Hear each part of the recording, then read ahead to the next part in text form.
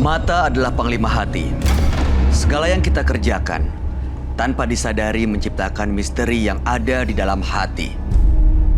Baik, buruk, kejam, pilu, dan kisah ironis, semua akan kita kuak di sini di Menembus Mata Batin. Di program ini akan menghadirkan orang-orang yang pernah ataupun masih melakukan tindakan di luar batas kewajaran. Dan bintang tamu pada malam hari ini adalah seorang artis yang juga sering membintangi film horor dan merasakan aura-aura mistis. Sangat sensitif. Betul begitu ya, Vitalia Sesha? Ya, Oke. betul. Boleh diceritain nggak ke kita semua, Vita? Sesensitif apa punya pengalaman? Aku sih kalau lihat secara langsung ya, mudah-mudahan sih nggak jangan sampai gitu. Tapi kalau untuk ngerasain ada hal yang gaib atau nggak enak itu aku emang bisa berasa. Jadi cukup peka gitu ya. Oke, informasi yang saya punya katanya kamu pernah dikasih tahu orang bahwa ada sosok yang mengikuti kamu gitu. Iya, itu katanya Khodam ya. Aku nggak ngerti ya. Jadi katanya ada turunan, katanya punya nggak tahu deh ilmu turunan atau apa, nggak ngerti. Yang di belakang aku tuh katanya Prabu Siliwangi katanya. Tapi kan aku walau-walam ya, gitu kayak gitu-gituan sih, aku kembali lagi sama yang di atas. Tapi kamu sendiri orangnya percaya nggak sebenarnya? Ya percayanya ada makhluk gaib ya pasti percaya. Pernah melihat? Itu dia tadi aku bilang kalau melihat Enggak jangan ya? sampai. Belum pernah mudah-mudahan ya. Iya. Oke. Kalau mimpi ya sering. Kalau Tapi nanti kalau langsung nggak. Malam hari ini yang akan hadir di sini adalah partisipan kita. Dia mengaku memiliki banyak jimat dalam tubuhnya. Malam hari ini kami akan hadirkan dengan nama samaran. Kami persilahkan Ipung.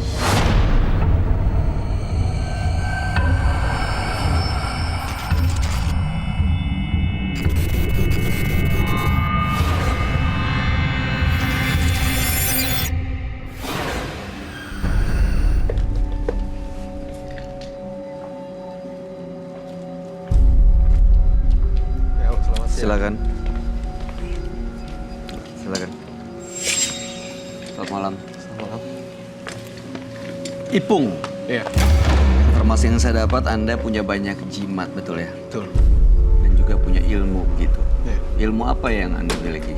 Yang saya miliki pertama di sini untuk kebal, tapi itu nggak terlalu saya prioritaskan. Karena yang diprioritaskan di sini adalah hipnoterapi. Karena saya di sini bekerja sebagai sales, di mana kita cari uang sebanyak-banyaknya hipnotis orang supaya bisa beli produk kita. Yang kedua, Oke. kita guna-guna atau kita bikin orang yang nggak kita suka itu semau kita.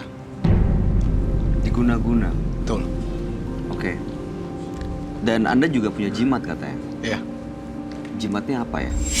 Kalau keris, kebetulan langsung saya tanam badan. Mungkin di sini karena kita kalau di perguruan itu kebanyakan bukan yang namanya teori, tapi langsung praktek. Gitu. Apa lagi? Karena kita nggak dipamer-pamerin ke semua orang, langsung kita tanam badan. Selain keris? Selain keris, kita juga ada dari salah satu daerah. Kita ada warisan juga dari luhur. Itu namanya primbon, seperti buku. Buku itu ajarannya itu segala ada, cuma pakai yang namanya bahasa-bahasa keraton. Seperti itu. Oke. Tujuan Anda malam hari ini datang ke sini? Tujuan saya di sini saya mencari pencerahan, gimana saya bisa hilangin itu semua, termasuk yang di badan saya. Karena saya pengen hidup normal lagi, seperti sedia kala, layaknya orang-orang. Karena saya di sini semakin lama semakin tua, dan di sini pun saya juga nggak mau yang namanya meninggal itu sakaratul maut susah. Oke. Sebaiknya Anda langsung cerita ke teman kami. Dia adalah seorang indigo. Kami persilahkan Roy Kiyoshi.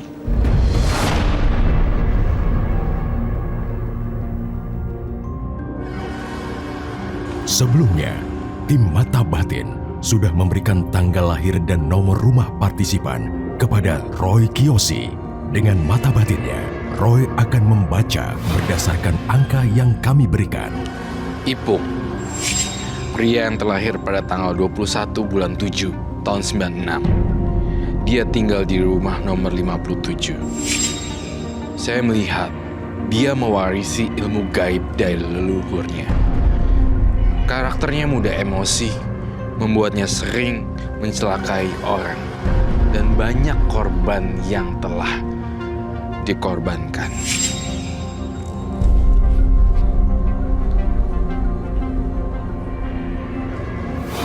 Saya melihat di sini ada sosok naga berputar-putar mengelilingi saya. Sosok naga ini adalah hewan peliharaan gaib Ipung.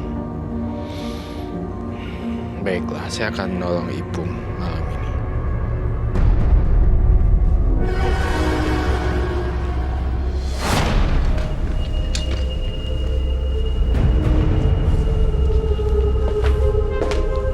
Halo. Selamat malam, Roy. Selamat malam. Selamat malam semua. Silakan duduk. Baik, bernama Ipung, tanggal lahir 21 bulan 7 tahun 96. Iya, betul. Kemudian nomor rumahnya 57. Betul. Iya, Roy, dan ini katanya benar Anda adalah orang yang memiliki jimat ditanam keris di badan, lalu juga suka mengguna-guna orang lain dengan Betul. ilmu kebal dan juga ilmu-ilmu lain yang Anda miliki, betul ya? Betul. Iya. Silakan, Roy. Jadi saya lihat kamu membalas dendamnya dengan ilmu-ilmu kebal, ilmu santet, dan pokoknya membalaskan dendamnya dengan hal-hal yang berhubungan dengan ilmu gaib. Itu yang paling dasar sekali saya ngelihat di sini sebenarnya ada sosok,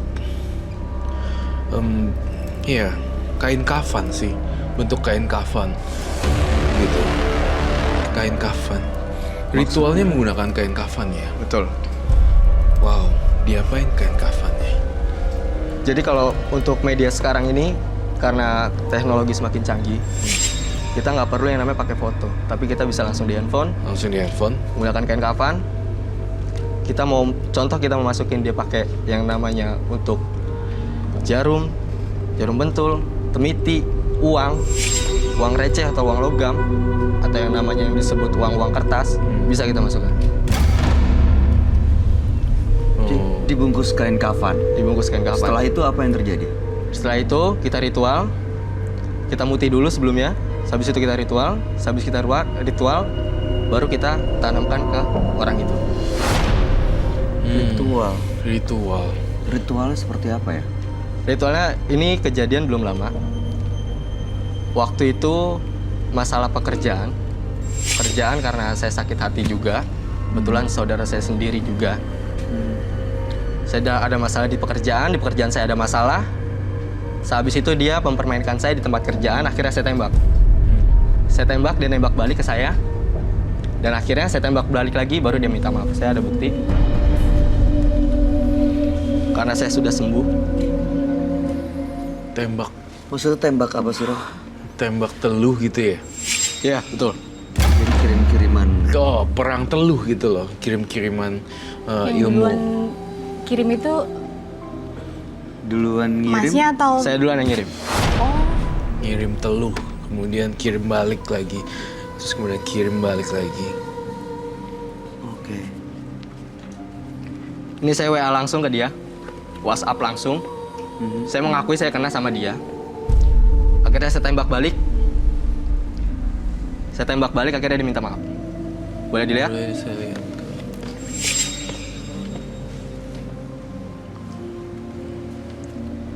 Saya memakai gelang hitam. Gelang saya hitam.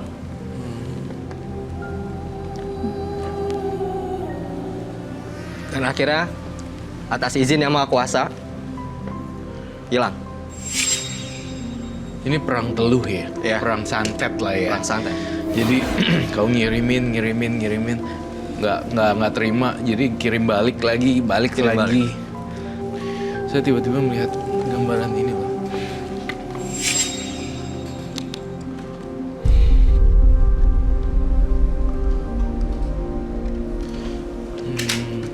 Sebentar. Sosok apa, Roy? Kamu kalau ngejahatin orang sampai abis-abisan ya? Habis-habisan. Sampai orang meninggal, sampai seperti itu ya? Karena itu dulu sebelum saya memiliki seperti ini, orang tua saya tidak cerita satupun ke saya kalau dulu pernah yang namanya satu keluarga kita itu diteluk. Saya pikir, kenapa mereka bisa teluk saya? Tidak tega. Prinsip saya seperti dia. Saya bisa teluk orang dengan sifat seperti dia yang sama setelah meneluk saya. Jadi waktu kecil, ada masalah sebelum orang tua saya ketemu. Jadi ibu saya itu disukai oleh seseorang. Disukai seseorang, akhirnya dapatlah ayah saya yang sekarang. Dapat ayah saya, ternyata pacarnya itu tidak terima. Akhirnya kita sekeluarga kena, yaitu waktu itu lidi keluar dari badan saya. Lidi, habis itu uang logam, sama uang 10 ribuan dulu yang gambarnya ibu-ibu. Oke, sehabis itu saya tahu semenjak saya mendalamkan ilmu ini. Saya mendalamkan ilmu ini, saya baca terawang masa lalu saya tanya orang tua saya apakah betul itu orang yang waktu itu neluk kita. Dia jawab, ya. Benar. Roy, Ya. ini apa ya? Ini sosok kepala yang dikorbankan. Jadinya apapun yang si Ipung lakukan ini bisa sampai putus-putusan semuanya. Jadi orang itu meninggal langsung. Ada yang bisa langsung gitu sebenarnya kalau iya serem banget, serem sih, lumayan serem. Maksud saya poin saya adalah si Ipung ini tuh kalau main teluh gak mikir-mikir gitu. Gak pikir panjang, Gak pikir kalaupun panjang. harus menghilangkan nyawa orang. Betul sekali, tepat sekali. Jadi kalau ketika sudah hilang nyawanya, baru ngerasain loh kayak gitu. Itu sih saya rasain di Ipung ya, di mata kamu penuh dengan amarah dan kebencian si Ipung. Betul. Iya, betul sekali ya. Betul. Dendam banget ya. Dendam. Sebenarnya yang tadi Sorry. kamu ya boleh silakan. Potong boleh? Boleh dong. Boleh minta Boleh. Minum. karena kayak nggak tahu agak berasa aja sih. Kamu pusing ya, sakit ya. Nggak, Boleh agak dong. berasa di punggungku berat ya. Agak berat aja berat. Apa yang kamu lihat, Roy? Aku nggak tahu, cuma berasa berat aja. Iya. Saya ngelihat bentrokan energi antara si Ipung dengan bintang tamu kami hari ini. Dan. Nggak apa-apa tapi nggak sampai nanti mereka. Enggak sih, nggak apa-apa. Soalnya bau amis di sini juga. Bau darah. Kamu seneng banget sama darah seger ya? Iya. Tuh. Diapain darahnya? Biasanya darah itu kita buat ritual. Kalau anak baru di perguruan kita, itu biasa kita Tentu. ibarat kata itu perkenalan. Diseset gitu. Seset. Seset dulu, perkenalan. Baru habis itu kita iniin ke tangan, Balur. Darahnya. Darahnya. Itu sebagai tanda kalau kita sudah gabung di keperguruan dia. Seperti itu. Aduh.